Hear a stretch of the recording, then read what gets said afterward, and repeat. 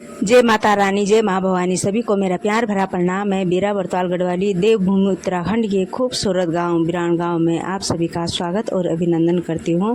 तो आज मौसम बहुत ही सुंदर और खूबसूरत दिखाई दे रहा है, क्योंकि अभी सुबह का समय है तो हल्की हल्की धूप लगी हुई है और हल्की हल्की धूप के साथ हमारे बरदार पट्टी के नज़ारे बहुत ही खूबसूरत दिखाई दे रहे हैं। वैसे तो हमारे बरदार पट्टी या हमारे देवभूमि उत्तराखंड में आजकल बारिश का ही समय बहुत ही अच्छा लगता है, क्योंकि आजकल जहाँ भी देखो तो खेतों में हो या घरों में हो, सगवाड़ों में हो, तो लोगों की बेल या तो हर जगह लोगों की हरी सब्जी बूती रहती है, हरे पौधे लगाए रहते हैं छोटे छोटे, जो कि जिसके लिए बारिश होना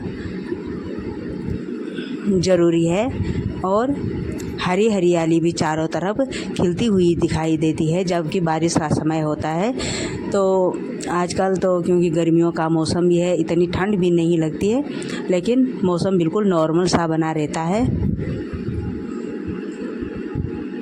तो आज मैं जा रही हूँ कहीं इस खास जगह, आप लोगों को ज़रूर दिखाऊंगी और आप लोग बने रहिए मेरे व्लॉग में। तो अभी मैं घर से ही निकल रही हूँ, तो आप लोगों को ज़रूर दिखाऊंगी।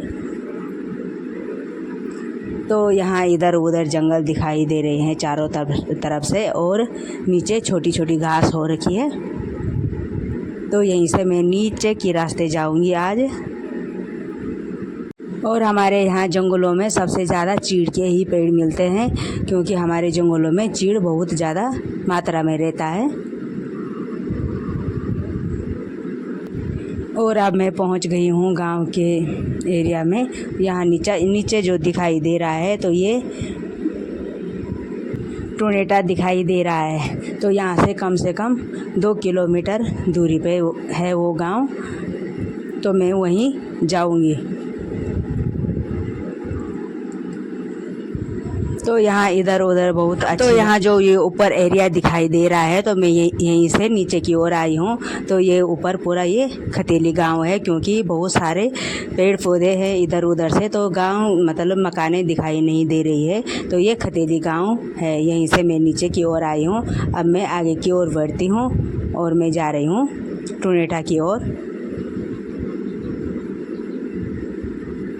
तो ये टोनेटा गांव यहाँ से शुरू हो गया है।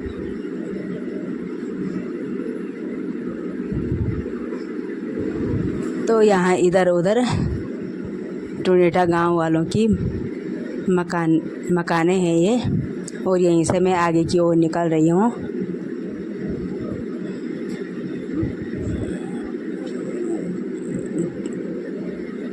तो ये पूरा एरिया जो भी दिखाई दे रहा है, तो ये टोनेटा गांव वालों के एरिया है।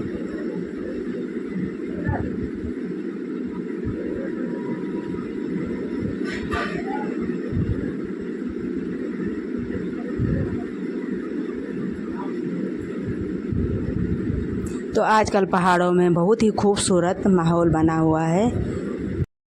तो यहाँ पे ये प्राकृतिक पानी निकल रहा है और मैं यहाँ पे पानी के लिए आ रखी हूँ।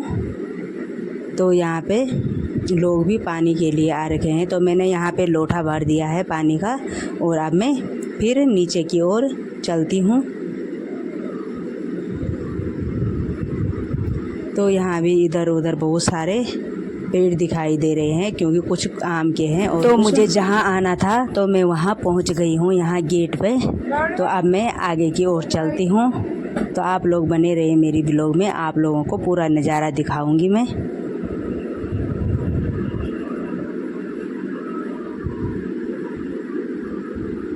तो मैं यहाँ पहुँच चुकी हूँ, और यहाँ पे है भोले शंकर बाबा का प्राचीन मंदिर।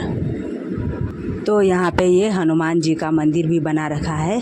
तो यहाँ पे ये हनुमान जी की मूर्ति स्थापित कर रखी है।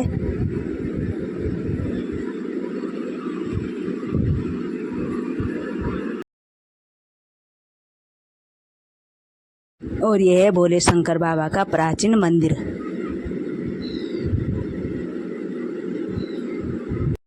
तो यहाँ पे शनिदेव के लिए धूप और तेल चढ़ाते हैं। और यहाँ पे बरामदे पे चारों तरफ से अब जाली लग चुकी है, क्योंकि पहले ये बिल्कुल खुला खुला सा था, लेकिन अब चारों तरफ से यहाँ बहुत अच्छी सुविधा हो रखी है, क्योंकि ऊपर से भी चादर फिट कर रखी है। तो मैं पहुँच गई हूँ यहाँ भोले शंकर बाबा के चरणों में। तो यहाँ पे विघ्नहर्ता श्री गणेश जी की मूर्ति है।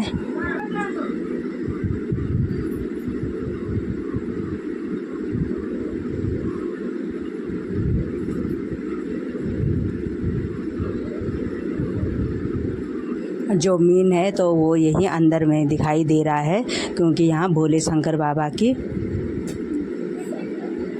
शक्ति स्वरूप लिंग स्थापित है।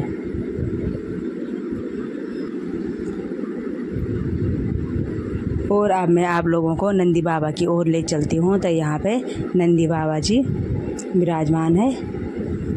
तो आज मैं आप लोगों को यहीं तक लाना चाहती थी, तो जो आप लोगों को ज़रूर पसंद आया होगा। और इस सावन के महीने तो सभी को पता होगा कि हर लोग शनिवार हो या मंगलवार हो, कोई भी बार हो, तो शिवालय में सभी लोग जाते हैं और भोले बाबा के चरणों में अपनी मन की इच्छा पूर्ण करते हैं। तो आप लोगों को ज़रूर पसंद आया होगा। तो आज की ब्लॉग मैं यहीं पर समाप्त करती हूँ और मिलेंगे फिर अगले ब्लॉग में। जय भोले शंकर भगवान की, जय देवभूमि उत्तराखंड की।